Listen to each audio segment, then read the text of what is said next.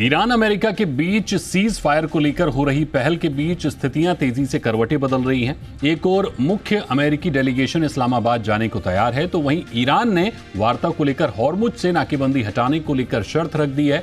तो क्या माने, सीज फायर राउंड 2 पर संकट के बादल मंडराने लगे हैं या फिर ईरान और अमेरिका शांति वार्ता को लेकर एक मेज पर आएंगे? आखिर वार्ता को लेकर बात कहां अटक रही है, आप देखिए ये रिपोर्ट। आगे एक्सपर्ट्स के साथ करेंगे चर्चा। यूएस की नाकेबंदी, ईरान की वार्ताबंदी।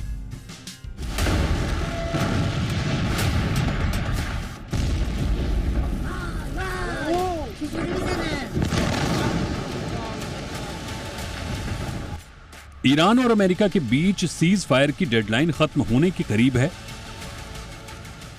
स्ट्रेट ऑफ हॉर्मुज पर बात बनने की जगह बिगड़ती दिख रही है। अमेरिका हॉर्मुज में नाकेबंदी करे बैठा है, तो वहीं ईरान अमेरिकी नाकेबंदी को सीज फायर का उल्लंघन बता रहा है। हॉर्मुज में बड़ी टेंशन की वजह से जहाजों की आवाजाही एक बार फिर बंद होने से वैश्विक तेल बाजार में उथल पुथल मच गई है। हॉर्मुज में जहां अमेरिका ने ईरान की कार्गो शिप पर हमला किया, वहीं ईरान ने भी अमेरिकी जहाजों पर ड्रोन हमले का दावा किया। कार्गो शिप पर हमले के बाद ईरान ने कहा है कि हॉर्मुज की सुरक्षा मुफ्त नहीं है और अगर ईरान के तेल निर्यात पर रोक लगी तो इसका असर पूरी दुनिया को भुगतना पड़ेगा।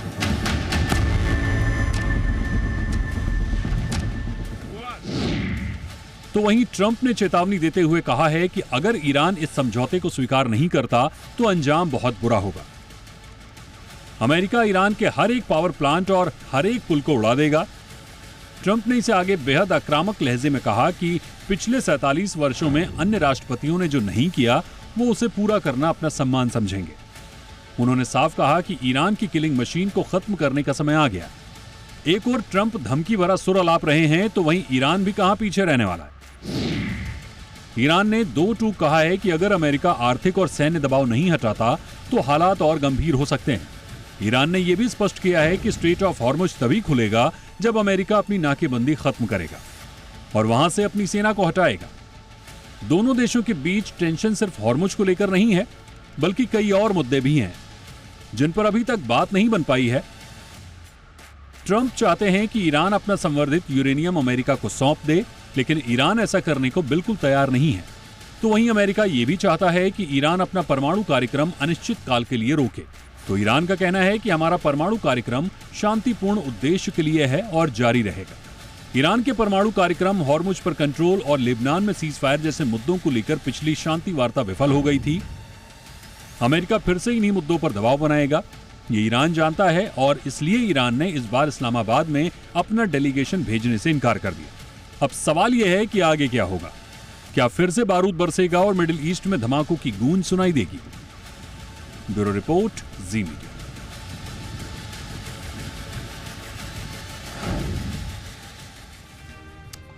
और इस मुद्दे पर चर्चा के लिए हमारे साथ मौजूद हैं 3 खास मेहमान। हमारे साथ हैं सुशील सिंघल सर, पूर्व राजनयिक हैं, और हमारे साथ हैं Ajay Bagga sir, market expert हैं, और हमारे साथ अनुराग सिंह जी हैं, मैनेजिंग पार्टनर हैं एनसेट कैपिटल।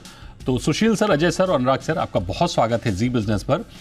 सुशील सर, आपसे शुरू करते हैं। आपसे मैं समझना चाहूँगा कि स्ट्रेट ऑफ हॉर्मुज पर ईरान की जो शर्त है, क्या वो नेगोशिएशन टैक्टिस है? क्योंकि हम देख रहे हैं कि जो बातचीत है वो एक बार शुरू होती है, फिर अटक जाती है, और अटकने के बाद फिर कब शुरू होगी पता नहीं लगता, और दोनों देश अपने अलग अलग बयान देते रहते हैं।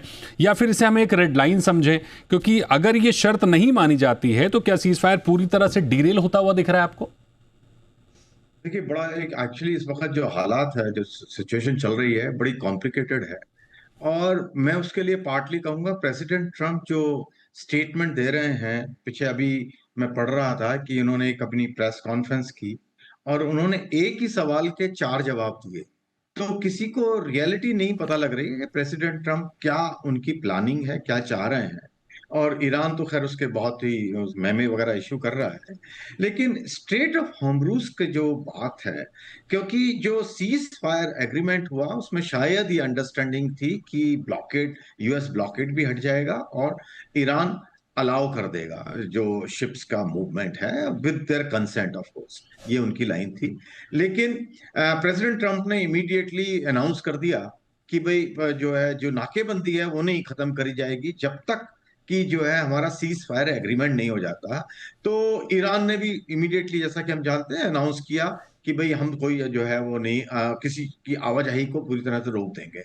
तो अब जो हालात हुआ है वो ये हुआ है कि कोई भी शिप, किसी भी देश का शिप, कोई भी टैंकर, कोई नहीं पास हो रहा है इस वक्त। पिछले 2 दिन से जीरो वहां पे ट्रांसपोर्ट हो गया है। तो जो पहले सिचुएशन थी उससे बद से बदतर इसको बोलते हैं, वो हो गई है। हम्म। और ईरान, क्योंकि जैसा कि आपने भी अपनी रिपोर्ट में बताया कि वहां भी पावर स्ट्रगल चल रहा है, करेक्ट। और आईआरजीसी इस वक्त लगता है कि कमांडिंग पोजीशन है, क्योंकि जो स्पीकर हैं ईरान के, वो आईआरजीसी के फॉर्मर कमांडर रहे हैं, और विदेश मंत्री हैं ऑब्वियसली, वो जो पॉलिटिकल साइड से हैं।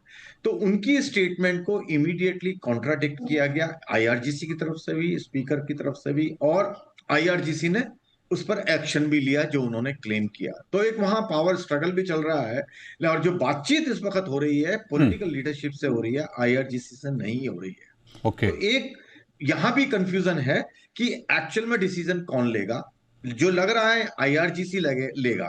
और लेकिन जो पाकिस्तान के प्राइम मिनिस्टर ने भी आज ये बात की है, वहां के ईरान के प्रेसिडेंट से बात की है, ना कि वहां की या तो सुप्रीम कमांडर, तो खैर बात ही, लीडर जो उनके जो वो तो बात ही नहीं कर रहे हैं, जी। लेकिन आईआरजीसी से भी बातचीत नहीं हुई है। हम्म। तो मुझे जो लग रहा है जो मैसेजिंग हो रही है वो लीडरशिप के साथ हो रही है, ना कि पाकिस्तान आईआरजीसी के साथ हो रही है। ठीक। और आईआरजीसी कमांडिंग पोजीशन में है। बिल्कुल। तो एक तो इशू वहां पर ये है। बिल्कुल। दूसरा, स्ट्रेट ऑफ हर्मुज अब जो है सबसे ज्यादा बड़ा स्टिकिंग पॉइंट बन गया है हम्म। ईरान की तरफ से, क्योंकि वो कह रहे हैं कि जब तक यूएसए प्रेसिडेंट ट्रम्प इसका जो घेराबंदी कर रखी है वो नहीं हटाएंगे, हम्म। तब तक वो बातचीत नहीं करेंगे। हम्म। प्रेसिडेंट ट्रम्प कह रहे हैं, ऑफ कोर्स कह रहे हैं कि मैं डेलीगेशन भी भेज रहा हूं, दूसरी तरफ हम्म। वो कह रहे हैं कि जो है मैं खुद आने को तैयार हूं, मैं पाकिस्तान अगर वापसी सीजफायर बातचीत बनती है तो। जो इस वक्त दिख रहा है, प्रेसिडेंट ट्रम्प ज्यादा ईगर दिख रहे हैं, लेकिन वो अपनी शर्तों पे करना चाहते हैं। पता नहीं वो किस तरह से अपनी शर्तों को ईरान को ठीक। मनवाएंगे, क्योंकि बिल्कुल। ईरान बिल्कुल इस वक्त तैयार नहीं है। बिल्कुल, ये बड़ी बड़ी इंपॉर्टेंट बात आपने कही कि पावर स्ट्रगल चल रहा है और ईरान में बातचीत जिस हिस्से से हो रही है, जिन पॉलिटिकल लीडर से हो रही है, उनकी चल नहीं रही है, और इधर आईआरजीसी का एक अलग मामला है। बग्गर सर, आपसे मेरा सवाल ये होगा सर कि अभी हम फ्राइडे तक बड़े खुश मूड में आ गए थे, क्रूड भी अपना हलचल उसमें दिखने लगी थी कि ये हो गया था कि चलो कम से कम अब स्ट्रेट ऑफ हॉर्मुज, क्योंकि ईरान ने स्पष्ट बोल दिया था और ईरान का कहना ये माना जा रहा था कि अब कम से कम स्ट्रेट ऑफ हॉर्मुज खुल जाएगा। 2 दिन में फिर चीज़ें पूरी तरह से बदल गई हैं और अब फिर एक बड़ा संकट खड़ा हो गया है। तो हॉर्मुज से हम देख रहे हैं कि रोज़ाना गुजरने वाला ग्लोबल ऑयल सप्लाई का एक बड़ा हिस्सा दांव पर लग गया है। अगर नाकेबंदी का रिस्क बना रहता है तो क्रूड में शॉर्ट टर्म और 3 से 6 महीने का टारगेट रेंज क्या देख रहे हैं आप? इस पूरी स्थिति को कैसे एनालाइज कर रहे हैं सर? जी नहीं, देखें दीपक जी, तो हालात तो कुछ ही घंटों में बदल गए थे शुक्रवार को, जब ईरानी फॉरेन मिनिस्टर ने पहले कहा कि स्ट्रेट ऑफ हॉर्मुज खुला है, फिर ट्रंप की बयानबाजी आई कि हम ब्लॉकेड जारी रखेंगे। फिर ईरान ने पलट के आया कि देखिए अगर ये ब्लॉकेड है तो फिर हम भी बंद कर रहे हैं हॉर्मुज को। तो ओवरऑल देखें तो 25 शिप्स को ट्रंप के ब्लॉकेड ने या आने नहीं दिया, एंटर नहीं करने दिया गल्फ में, या फिर निकास नहीं करने दिया। तो ओवरऑल जो है आवाजाही बंद है बिल्कुल। भारतीय 2 शिप्स के ऊपर कल फायरिंग हो गई, जो बहुत ही निंदनीय घटना हुई ईरानी सैनिकों द्वारा। तो प्रॉब्लम यही है कि 50 टॉप लीडर मार दिए गए। अब जो आईआरजीसी के लोग हैं वो ज्यादा हार्डकोर हैं और इतना नहीं समझते वैश्विक जो स्थिति है। जी। जो पॉलिटिकल लीडरशिप है वो जरूर मॉडरेट है, प्रेसिडेंट हो, स्पीकर हो, वो मॉडरेट्स हैं, बट उनकी नहीं चलती है। तो आईआरजीसी कंट्रोल में और उनके कंट्रोल में सुप्रीम लीडर भी है, तो वो लेजिटिमेसी लेते हैं सुप्रीम लीडर के बयान से और एक्चुअल कंट्रोल में है वो देश के। तो ओवरऑल जो स्थिति चल रही है वो काफी गंभीर है दुनिया के लिए। मैं कहूंगा मार्केट्स काफी कॉम्प्लेसेंट हैं, आज भी ज्यादा हमने रिएक्शन नहीं देखा ग्लोबल मार्केट्स में, क्योंकि ट्रंप ने अभी भी एक फॉक्स न्यूज की इंटरव्यू में फिर से कह दिया कि आज ही एग्रीमेंट साइन होने वाला है ईरान के साथ। वो अभी फ्लैश हो गया फिर फॉक्स न्यूज के द्वारा। अब ईरानियन तो कह रहे हैं हम भेज ही नहीं रहे किसी को इस वार्ता के लिए। तो अब पता नहीं सत्य क्या है, कहाँ जो सच्चाई छुप के रह गई है। जी। ईरानियों ने ये भी कहा ट्रम्प बहुत ज्यादा बोलते हैं, कम बोलिए, वही चाहिए अभी। करेक्ट। इतना ज्यादा ओवर कम्युनिकेशन जरूरत नहीं है। टाइम ठंडे दिमागों का है, वो हो नहीं रहा है। तो हम्म। यहां से बदतर अगर होता है सिचुएशन, जी। तो तेल तो 150 कहीं भी जाने को तैयार है। हम्म। क्योंकि आपका 10% तेल दुनिया का रोजाना नहीं निकल रहा। 500 मिलियन बैरल ऑलरेडी क्षति हो चुकी है 50 दिनों में। हम्म। 500 मिलियन बैरल कम आए, 250 मिलियन बैरल पेट्रोल डीजल और बाकी पेटकेम और गैस के निकल के आए। तो करेक्ट। इतनी बड़ी दुनिया को ऑलरेडी घाटा हो चुका है। हम्म। और ये अगर रहेगा, एक और दिलचस्प चीज ये है कि ईरानी स्टोरेज हम्म। 15 दिन में खत्म हो जाता है। तो उसके हम्म। जो तेल निकल रहा है, उत्पादन हो रहा है, वो कहाँ वो समेटेंगे। और करेक्ट। नहीं समेट पाए अगर रोके, तो वो फिर परमानेंट डैमेज हो सकता है। ये बड़े इंपॉर्टेंट पॉइंट्स आपने बताए बग्गा सर। अनुराग जी, आपसे मेरा सवाल ये होगा कि आप इस पूरे जो मौजूदा स्थिति है उसको कैसे एनालाइज कर रहे हैं? क्या आप इस पूरे घटनाक्रम को इवेंट ड्रिवन वोलेटिलिटी मानते हैं, या फिर एक स्ट्रक्चरल जियोपॉलिटिकल रिस्क है जो पोर्टफोलियो स्ट्रेटजी को रीसेट कर सकता है? देखिए दीपक, हमारी लास्ट टाइम भी चर्चा हुई। आप देखिए कि नैरेटिव कैसे चेंज हुआ। हम्म। पहले नैरेटिव रिस्क जो मार्केट को था और तमाम इकोनॉमीज को था, वो ये था कि ये वॉर लंबी चल जाएगी, US troops on the ground उतार देगा, युद्ध लंबा चलेगा, and then it will be a perennial headwind for the oil, right. अब सिचुएशन एकदम क्लियर है। US is not going to put its soldiers on the ground, first thing, most important, and that's where markets took a U-turn. Second, we can see through it that Iran is very, very weak. Even today, Trump साहब भी कुछ कह रहे हैं, अब almost वो मजाक सा करने लगे। जैसे एक मजाक उन्होंने आज ये कहा कि अगर जेडी वैंस डील नहीं कर पाते तो मैं तो टोटली उनको रिस्पॉन्सिबल समझूंगा। और उसके बाद उन्होंने स्माइल दी, राइट। तो अब ये Iran position is very weak. And मैं आपको सिचुएशन बताता हूं। देखिए, हम लोग इकोनॉमिस्ट के तरीके से अगर सोचें, इकोनॉमी उनकी 300 बिलियन की इकोनॉमी है टोटल। इन्फ्लेशन उनका 50% पर ईयर, 50% पर ईयर का इन्फ्लेशन है पिछले 5 साल से, ठीक है। उनका total imports, about non oil imports करीब 55 बिलियन का करते हैं, एक्सपोर्ट्स 40 का करते हैं। तो 15 बिलियन का डेफिसिट यहां आता है, जिसको वो पूरा करते हैं वो 1.5 मिलियन बैरल का जो एक्सपोर्ट करते हैं पर डे ऑयल का। अब अगर ईरान का एक्सपोर्ट्स रोक दिया, इट्स इकोनॉमी विल सिंक। एक और चीज देखिए, हम सब कम्युनिकेशन कर रहे हैं, Iranians are not allowed to access internet. कोई ईरान की वॉइस नहीं आ रही है। The only voice from Iran we hear is या तो आईआरजीसी के कमेंट्स फालतू के, या फिर ये उनके स्पीकर और जो नैरेटिव्स हैं। आप देखिए वो कंट्री कितना वीक है और सिटीजन कितने वीक हैं। And today we don't know, जैसा आई थिंक सुशील जी ने कहा कि we don't know who is in control, right. IRGC control में है या फिर political system. So it has become like Pakistan, right, who holds the strings to the country, we don't know. तो I think ये एक काइंड ऑफ मास्टर स्ट्रोक था। अगर आप देखिए कि उनको एग्जिट नहीं करने देना अमेरिकन सिस्टम के, हम आपके फिर शिप्स भी नहीं जाने देंगे और आपको ऑयल भी नहीं जाने देंगे। Now it is crumbling day by day. और जैसा आज सर ने कहा कि 10 दिन 15 दिन के बाद तो उनके ऑयल भी ठप हो जाएंगे। तो I think we should expect a decision. लेकिन प्रॉब्लम इस समय वो है, वो जो पाकिस्तान वाली प्रॉब्लम आती है कि जब हम बोलते हैं पाकिस्तान से बात करो, तो किससे बात करो? मिलिट्री से करो कि पॉलिटिकल लीडरशिप से करो? So today that is the problem. They are willing to surrender. I think it is quite splintered and leadership is not in cohesion. वो एक उन्होंने आयतोला को करके, वो कभी बोलते नहीं है ना सामने आते हैं, तो it's just a face for the country. But आप डिसीजन लो किससे और बात किससे करो? बिल्कुल, दैट इज द चैलेंज। नहीं, ये चैलेंज तो है, लेकिन जिस तरह से ट्रम्प कह रहे हैं कि बातचीत होनी है, बग्गा सर ने बताया कि जैसे उन्होंने बोला कि उनका एक डेलीगेशन जा भी रहा है इस्लामाबाद, तो वहाँ वो डेलीगेशन तो जा रहा है, लेकिन ईरान से कोई आने को तैयार नहीं है। बातचीत होगी किसके साथ?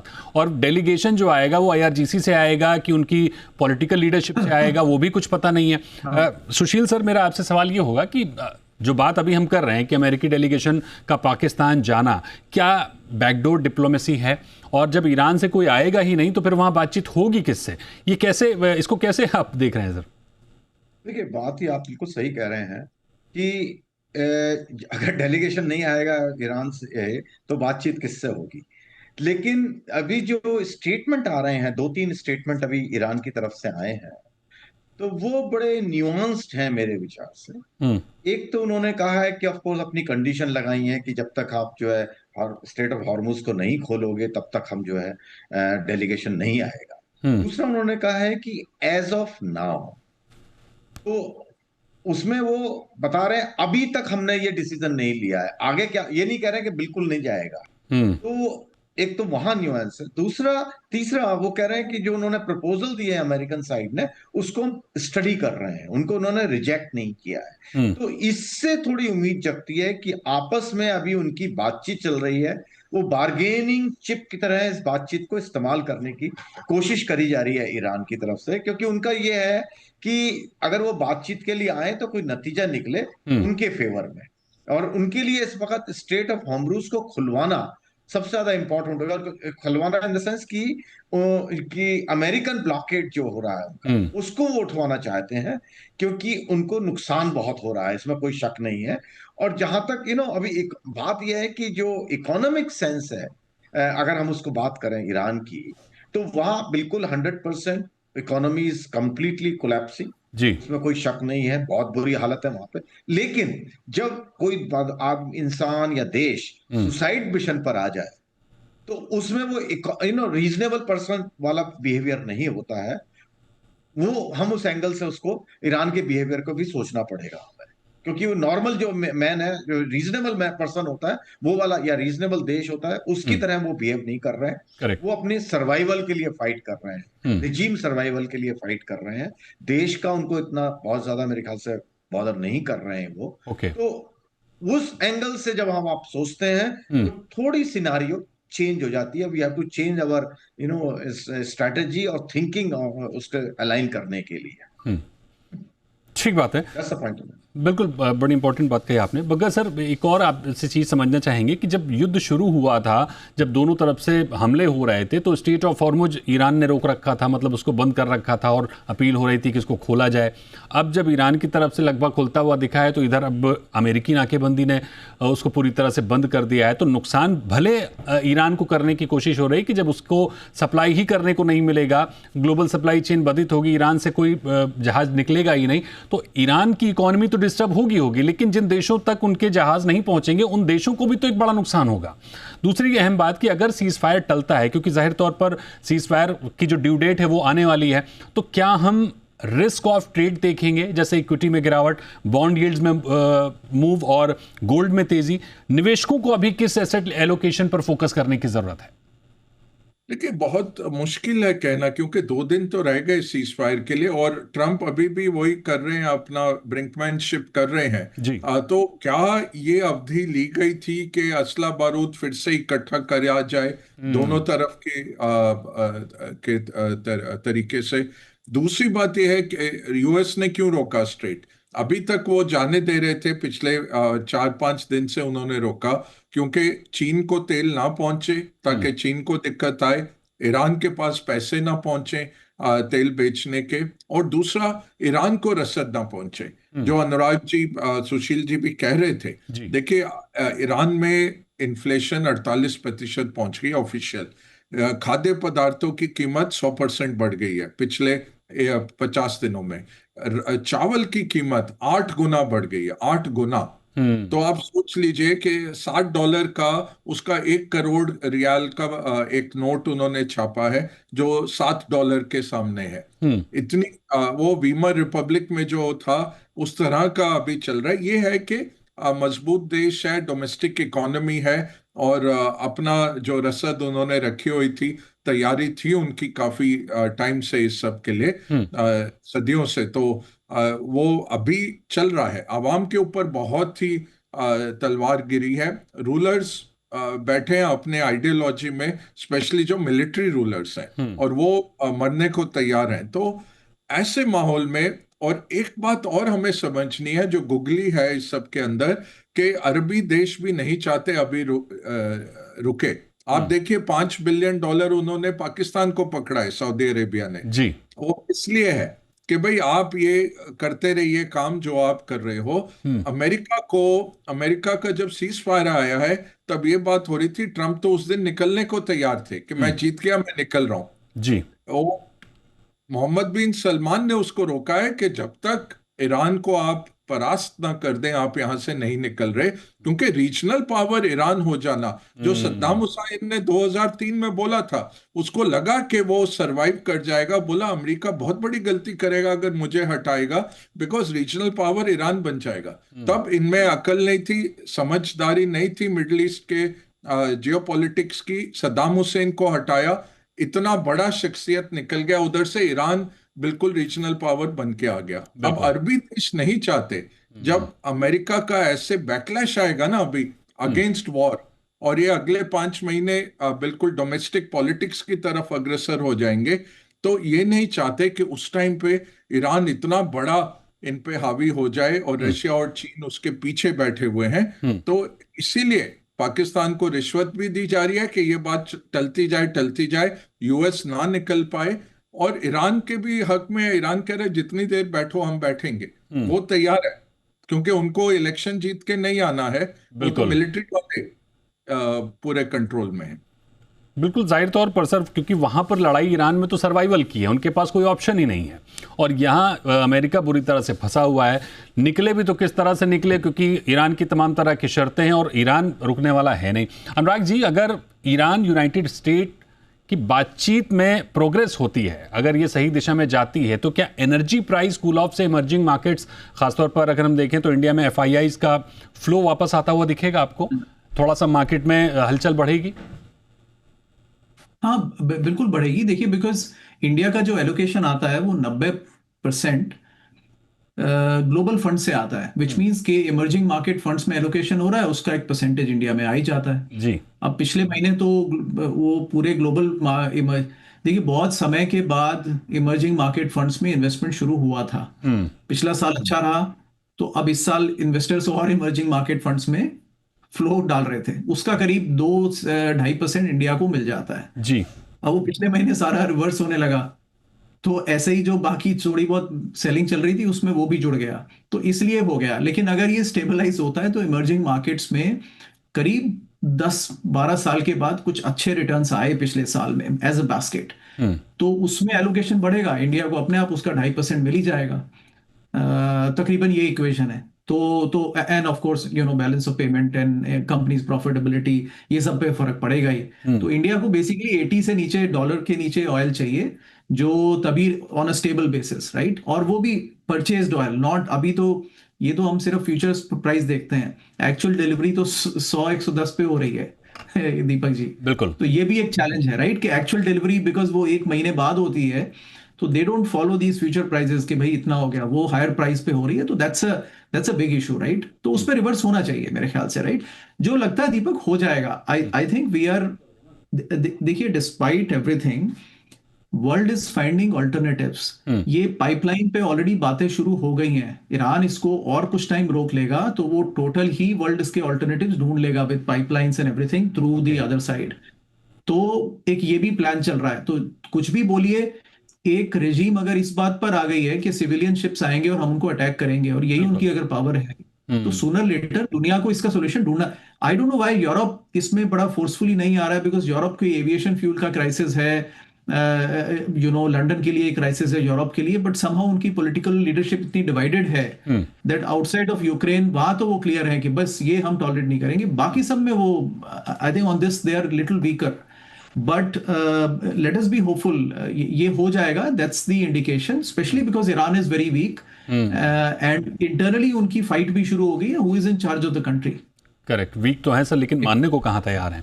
अरे दीपक जी, मानने मतलब वो बोलने कहाँ दे रहे हैं किसी को? You are only talking to the people who is allowed to speak. अब ऐसा देश को क्या बोलेंगे जिसमें सिर्फ पूरा सब कुछ बंद है, you can't hear Iranians voice, तो फिर क्या बोलेंगे आप? Correct, you can't say anything, right? बिल्कुल। सुशील सर, क्या मौजूदा स्थिति कंट्रोल टेंशन की है, जहां दोनों पक्ष दबाव बनाए रखते हुए बातचीत भी जारी रखना चाह रहे हैं, या फिर हम एक नए एस्केलेशन साइकिल की ओर बढ़ते हुए दिख रहे हैं?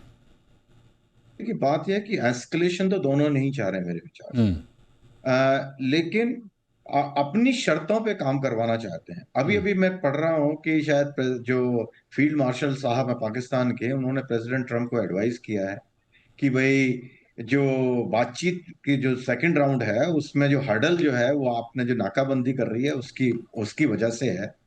और उन्होंने प्रेसिडेंट ट्रम्प ने उनसे कहा है कि मैं इसके बारे में विचार करूं। तो क्योंकि प्रेसिडेंट ट्रम्प भी अपनी पोजीशन इतना तेजी से बदल रहे हैं, हम्म। तो अगर वो इसको नाकाबंदी को पोस्टपोन कर देते हैं तो मेरे ख्याल से बातचीत शुरू हो जाएगी, क्योंकि ईरान की सबसे बड़ी डिमांड यही है कि हम बातचीत के लिए तब आएंगे जबकि नाकाबंदी छोड़ दी जाए, खोल दी जाए। हम्म। तो अगर ऐसा हो जाता है, क्योंकि अभी तो टाइम है उसमें, और हो सकता है प्रेसिडेंट ट्रम्प अभी शाम को अनाउंस कर दें कि भाई सीज फायर को और वो बढ़ा रहे हैं हम्म। क्योंकि बातचीत की उनको संभावना है। तो मेरे ख्याल से अभी जो है ये एस्केलेशन मेरे ख्याल से दोनों नहीं चाह रहे हैं। हम्म। लेकिन क्या होता है जब इतनी टेंशन चल रही है तो एस्केलेशन थोड़ी सी भी देर में हो जाता है, क्योंकि अगर ईरान जैसे धमकी दे रहा है, अगर उनकी आईआरजीसी की किसी बोट ने उनकी हमला कर दिया अमेरिकन शिप्स के ऊपर या जो युद्धपोत हैं उनके ऊपर, जी। तो वो टेंशन बढ़ जाएंगी और वहां एस्केलेशन हो जाएगा। तो छोटी सी भी गलती एस्केलेशन की तरफ आ सकती है। हम्म। लेकिन मेरे को जो लग रहा है कोशिश दोनों तरफ से यही है कि वो कोर्सिव डिप्लोमेसी का इस्तेमाल करके अपना अपर हैंड लें जी। और बातचीत के रास्ते पर आए। जो अभी तक बातचीत से लग रहा है प्रेसिडेंट ट्रम्प जो है ब्लॉकेट को हटाने के लिए या पोस्टपोन करने के लिए, हम्म। तो मेरे ख्याल से बातचीत होने की संभावना है। हो सकता है कल ना हो, परसों शुरू हो जाए बातचीत, तो बातचीत हो सकती है मेरे ख्याल से। बिल्कुल सर, संभावना है और उम्मीद भी की जा रही है कि बातचीत होनी ही चाहिए और बातचीत से ही मसला निकलेगा, क्योंकि अड़ने से तो रास्ता निकलेगा नहीं। और अभी तक जो स्थिति है वो सिर्फ अड़ ही रहे हैं दोनों देश। ट्रम्प साहब भी एक ऐलान करते हैं और उसके बाद एक अलग ऐलान आ जाता है, इधर ईरान एक ऐलान करता है, फिर एक अलग ऐलान आ जाता है, और पूरा देश और पूरी दुनिया जो है समझने की कोशिश कर रही है कि एक्चुअली हो क्या रहा है। बग्गर सर, आपसे मेरा सवाल ये होगा सर कि इंडिया जैसे बड़े इंपोर्टर के लिए क्या ये करंट अकाउंट डेफिसिट और रुपए पर दबाव बढ़ाने वाला ट्रिगर बन सकता है? किन सेक्टर्स में, एविएशन या केमिकल्स या ओएमसीज को अगर हम देखें तो सबसे ज्यादा असर पड़ता हुआ देखेंगे आप? देखिए, जैसे अनुराग जी कह भी रहे थे, $73 का हमारा एक्चुअल लैंडेड तेल था जनवरी में, जी। जो कि $69 हुआ फरवरी में, जी। 116 हुआ मार्च में, और 120 चल रहा है अभी अप्रैल में। तो जो हम खरीदारी कर रहे हैं, और $70 से अभी 120 आ गया है औसतन, तो $50 का आपको फर्क हो गया। हर $10 पे आपका इंपोर्ट बिल $15 बिलियन बढ़ जाता है। तो अगर ये साल भर रह गया तो 75 बिलियन आपको एक्स्ट्रा टैक्स लग रहा है इंपोर्ट टैक्स के तौर पे, जो 75 बिलियन सरकार को पास ऑन करना पड़ेगा किसी ना किसी को, या तो कंज्यूमर को, या सरकार अपने फिस्कल डेफिसिट में सब्सिडी के तौर पे ले, या फिर रिफाइनिंग जो पब्लिक सेक्टर रिफाइनिंग कंपनीज हैं उनके P&L में वो जाए। 75 बिलियन किसी की एब्जॉर्बिंग कैपेसिटी नहीं है। या कंज्यूमर ही कर सकता है या गवर्नमेंट, कंपनी कोई नहीं ले सकती। इतनी बड़ी कोई कंपनी नहीं है भारत में जो 75 बिलियन का लॉस ले सकती है। तो प्रॉब्लम यही है, हमारा करंट अकाउंट डेफिसिट भी गड़बड़ा रहा है, ग्रोथ स्लो होती है, और इन्फ्लेशन, जून तक इन्फ्लेशन काफी तेजी से बढ़ने की उम्मीद है। अभी देखिए अप्रैल 29 को जब राज्यों के चुनाव हो जाएंगे, एक आध दिन छोड़ दीजिए, कोई बूथ कैप्चरिंग होगा, कुछ होगा, फिर से रीपोल होगा, जी। उसके तुरंत बाद आप देख सकते हैं कि सरकार को जो 15 से 20 रुपए का लॉस हो रहा है प्रति लीटर, वो पास ऑन करना है। अच्छा, दूसरी तरफ आपका लॉजिस्टिक्स कॉस्ट ऑलरेडी 12% था, उस पे 10%, 20% और बढ़ गया तो ना तो ट्रक वाले अपना EMI दे पाएंगे, ना इंडस्ट्री उसको पूरा एब्जॉर्ब कर सकेगी, उसको कंज्यूमर पे पास ऑन करना पड़ेगा। तो बहुत दिक्कत आ जाती है, स्पेशली जब डीजल का कीमत बढ़ता है, एविएशन फ्यूल का कीमत बढ़ता है, पूरे इकोनॉमी में बहुत दिक्कत आ जाती है, पूरा लॉजिस्टिक्स बढ़ जाता है, खाद्य पदार्थों की कीमतें तेजी से बढ़ जाती हैं। तो ये हम स्टेयर कर रहे हैं। तो हमारा भी यही विचार है, जल्दी से जल्दी खत्म हो ये अननेसेसरी जंग था, जरूरत नहीं थी दुनिया को इस जंग की इस टाइम पे, और ये अभी निपटने के समीप आ जाए। मार्केट यही दर्शा रहा है कि निपटने वाला है, होपफुली मार्केट ठीक है, और बाकी जो डरा रहे हैं इकोनॉमिस्ट वो गलत है। बट अगर ये चल गया 6 महीने और इस तरह से डिसरप्शन, तो भारतीय इकोनॉमी के लिए काफी बुरा है। हम रिसेशन में नहीं जाएंगे, बट स्लो डाउन हो जाएगा, 2% तक जीडीपी का ग्रोथ कम हो जाएगा। तो वो 7% बढ़ रहे थे तो 5% पे हम बढ़ के आएंगे। बिल्कुल, एक बड़ा बड़ा इम्पैक्ट पड़ेगा अगर ये ज़्यादा देर तक चालू बना रहता है तो। अनुराग जी, आपसे मेरा सवाल ये होगा कि इस माहौल में क्या सेफ है, जैसे गोल्ड या डॉलर ओवर क्राउडेड ट्रेड बन चुके हैं या अभी भी उनमें अपसाइड बाकी है? आप हेजिंग स्ट्रेटजी को कैसे देख रहे हैं, उसको कैसे आप एनालाइज करें? देखिए दीपक, गोल्ड तो मेरे एक्सपर्टीज से बाहर है, बट मैं ब्रॉडर ट्रेंड देख के इतना ज़रूर कह सकता हूँ कि ये गोल्ड का ज़्यादा फ्यूचर नहीं है। मेरा ऐसा मानना है कि एक एसेट जो कि सिर्फ इमर्जिंग मार्केट्स लाइक करते हैं, उसका फ्यूचर नहीं होता ज़्यादा, क्योंकि कहीं ना कहीं वो वेस्टर्न फोर्सेस उसको डीरेट करती रहती हैं। अब आपने देख ही लिया कि कंज्यूमर सैचुरेशन आ गया, कंज्यूमर्स इस एक पॉइंट के बाद गोल्ड नहीं खरीद पाते हैं। इन्वेस्टर्स कूदे हुए हैं, लेकिन उनका भी क्या हाल हुआ आपने देखा कि जैन में सबसे ज्यादा जो फ्लोज आए गोल्ड सिल्वर में, वो सब लॉस करके बैठे हुए हैं अभी। I think we should not, investors should not get into this jumping on to every running train, right? जो ट्रेन भाग रही है उस पर चढ़ने की कोशिश करते हैं, वो गलत होता है। Exactly. आपकी एक स्ट्रैटेजी है, आप उसको रखिए, और वो जो स्टेबल स्ट्रैटेजी में बैलेंस्ड एलोकेशन होता है पोर्टफोलियो का, उसका काम यही होता है कि कोई एसेट क्लास में कोई खतरा भी आता है तो दूसरी एसेट क्लासेस बैलेंस कर लेती हैं उसको। तो मैं उस पर नहीं कहूंगा, बट डॉलर आयल से आई नो इमर्जिंग मार्केट्स में ये व्यू पसंद नहीं किया जाता है। डॉलर का रियल सब्स्टिट्यूट है नहीं। लेकिन आपने एक बड़ी काम की बात छेड़ी, और मैं दीपक जी उस पर कहना चाहता हूँ, एक call it a conspiracy whatever. मेरी सेंस है कि Indian government has already decided it's way forward. और अगर आप कुछ स्टेप्स देखें तो इंडिया ने ऑलरेडी चाइना से के ऊपर डिपेंडेंस बढ़ानी शुरू कर दी है, और चाइना के इंपोर्ट्स जैसे बढ़ रहे हैं, वी हर्ड द न्यूज़ कि इंडिया ने कुछ इरानियन ऑयल का पेमेंट चाइनीज युआन में किया। Can you believe it? Right, कि पिछले साल से हो रहा है, विच मीन्स इंडिया का 125 करोड़ का ऑलरेडी 125 बिलियन का डेफिसिट है चाइना से। I think India started to align more towards China. इसका मतलब क्या है कि अगर डेफिसिट डॉलर में नहीं होगा और चाइनीज युआन में होगा, तो India can open doors to Chinese capital which can come to India and balance that deficit. Correct. क्योंकि डॉलर में डेफिसिट बैलेंस करना इंडिया को मुश्किल जा रहा है, और वो एफआई जब निकलते हैं और एफडीआई भी नहीं आता है तो फिर सिचुएशन डिफिकल्ट होती है। चाइना का इंपोर्ट होने ही वाला है, तो आप चाइना पे डिपेंडेंस रखिए। तो I think maybe on a regional bloc, BRICS currency का तो कोई चांस नहीं है, बट चाइनीज युआन की तरफ इंडिया लीन कर रहा है। It's a thing I am throwing. मुझे ऐसा सेंस आ रहा है कि India is thinking that may be that's a right choice rather than dollar dependence. उसको बैलेंस करिए, चाइनीज युआन को एक्सेप्ट करिए। मुझे लग रहा है इंडिया ऐसी तरफ जा रहा है, लेकिन it's a bit of a controversial thing to say right now. समय बताएगा, दीपक जी समय बताएगा क्या स्ट्रेटजीज बनती हैं, क्योंकि जो हालात स्ट्रेट ऑफ हॉर्मुज में ईरान और इजराइल और यूएस की जंग के बीच दिख रहा है, तस्वीर बिल्कुल साफ नहीं है। एक तरफ अमेरिका से कहा जाता है कि उनका डेलीगेशन जा रहा है इस्लामाबाद बातचीत करने के लिए, और उसके बाद ईरान स्पष्ट कर देता है कि हम बातचीत के लिए तैयार ही नहीं है। दोनों तरफ से तमाम तरह की शर्तें हैं, कौन शर्त मान रहा है कौन नहीं मान रहा है, कल क्या बयान आ जाएंगे इसको लेकर किसी को कुछ पता नहीं है। तो तस्वीर बड़ी उलझी हुई है, और कल क्या होगा किसी को पता नहीं है। और सीज फायर की जो डेडलाइन है वो ऑलमोस्ट खत्म होने वाली है, तो आगे क्या होगा ये देखने वाले बड़ा सवाल है और बड़ा प्रश्न चिन्ह भी है इस पूरे सिनेरियो पर। तो बहुत शुक्रिया करेंगे आपका सुशील सर, अजय सर और अनुराग जी हमारे साथ जुड़ने के लिए और इस टॉपिक पर विश्लेषण करने के लिए, खुलकर बात करने के लिए। Thank you so much. और यहाँ वक्त है एक छोटी सी ब्रेक का। ब्रेक के बाद लौटेंगे और देखेंगे कुछ और खबरें।